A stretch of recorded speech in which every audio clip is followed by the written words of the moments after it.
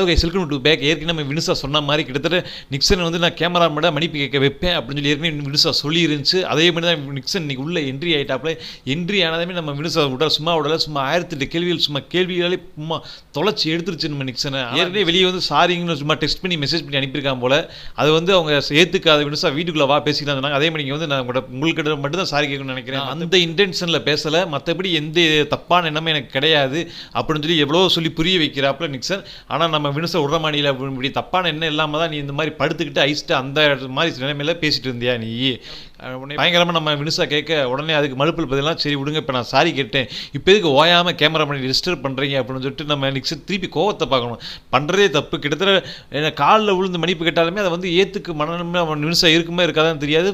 பப்ளிக்காக ஓரளவுக்கு ஏற்றுக்குவாங்க. நீ அது கூட பண்ணலையே சும்மா சாரி அதை ஏன் நீ கேமரா பண்ணி டிஸ்டர்ப் பண்ணுறீங்க பண்ண நான் உங்களோட சாரி கேட்கணும் அப்படின்னு சொல்லி சும்மா பேர் கடமைக்கு சாரி கேட்குறோம்னா தான் கேட்குற. அது வினுசாவுக்கு புரிஞ்சிருச்சு. நீ கடமைக்கு சாரி கேட்குறோம்னா அந்த சாரி நீ எனக்கு வேணாம் நீயே வச்சுக்கோ அப்படின்னு சொல்லி மூஞ்சி லட்சம் மாதிரி சொல்லிட்டு இந்த பக்கம் வந்துருச்சுங்க. வந்ததுக்கப்புறம் பார்த்தீங்கன்னா அப்படி விடாமல் துரத்தி அனன்யாட்ட வந்து எக்ஸ்பிளைன் பண்ணிட்டு இருக்கும்போது உடனே அது எதுக்கு நீ சொல்லிட்டு இருக்கீங்க தான் அந்த பிரச்சனை முடிஞ்சு போச்சுன்னு சொல்லி சண்டைக்கு வரா நிக்சன். வெளியே போய் திருந்தாம தான் உள்ளே வந்திருக்கான். உள்ளே வந்து நான் கேமரா முன்னாடி மன்னிப்பு கேட்குறான். இந்த மாதிரி பார்க்குற நம்மளுக்கே மனசாரில் கிட்டத்தட்ட மினுசாவோட மனசு எப்படி ஆகும். ஆனால் கடைசி ஒரு பாயிண்ட் ஆஃப் வச்சுச்சு மினுசா இந்த மாதிரி நீ ஒன்றும் தப்பாக நினச்சிக்க மாட்டப்பா.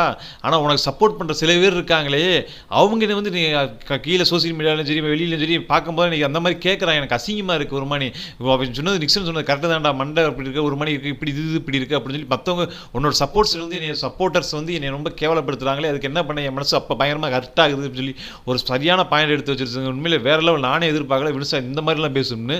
கிட்டத்தட்ட அதில் உடனே டாப்பில் நம்ம நிக்சன் அதுக்கப்புறம் தான் கேமரா பண்ணி வந்து மன்னிப்பே கேட்குறாப்புல. இந்த மாதிரி நான் பண்ணது தப்பு தான் மக்களே என்னை மன்னிச்சிடுங்க மக்களே நான் தெரியாமல் அந்த இன்டென்ஷனில் பேசலை வேறு இன்டென்ஷனில் பேசினது தப்பாக ப்ரொஜெக்ட் ஆயிடுச்சு அப்படின்னு சொல்லி கேமரா முன்னாடி பேசலாம். என்ன